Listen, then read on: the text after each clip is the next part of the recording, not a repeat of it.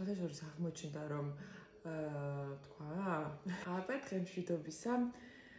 ეხლა ვკითხულობდი ჩვენს შემდეგი გადაცემის ანონსზე კომენტარებს, რამდენი დაწერილა. ავიკითხო რამდენიმე, განვიხილოთ და თან ერთად დაველოდოთ ხალ ეპიზოდს. წერენ, რომ შემოტანილს ალბათ რატომ არ ზომავთ, მთელი ზამთარი რომ მიირთმევთ მარტო სახლში რომ გახსენდებათ, ნიტრატებს გაზომავ, გლეხის მოყვანის ფასი არ აქვს. გლეხის მოყვანილს ყველაზე დიდი ფასი აქვს. ყველაზე დიდი ფასი აქვს ჯანსაღად მოყვანილს და დაცული ყველა ის ნორმა, რომ ჯანმრთელობისთვის არ იყოს საფრთხის შემცველი. თურქეთიდან სხვა ქალაქიდან შემოდის ის შემოწმეთ მარტო საქართველოს რო ამოწმებთო. სხვათა შორის აღმოჩნდა, რომ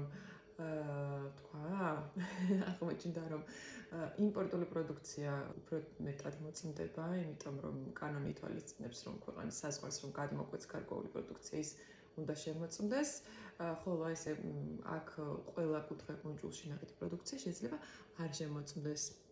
შემოტანილით შევამოწმოთ, ქართულით შევამოწმოთ. მაღაზიას რა მნიშვნელობა აქვს? მაღაზიაშია დათესილი და მოყვანილი? მაღაზიას ალბათ იმიტომ აქვს მნიშვნელობა, რომ მიიღებს გარკვეულ პროდუქციას, ამოწმებს და ისე დებს სახლზე სარეალიზაციოდ. ალბათ ამიტომ. კარგით, რა აპარატის რეკლამაა? ეტა იყოს.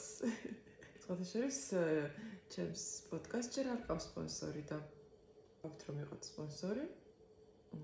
ჩვენი კარი ღიაა.აფერი არის მის რა აჩვენა ნესვზე, დანარჩენ პროდუქტებზეც და კიდევ ბევრ ძალიან საჭირო და სასარგებლო ინფორმაციას გაიგებთ სამშაბათს 20 საათზე მომდევნო ეპიზოდს დაელოდეთ.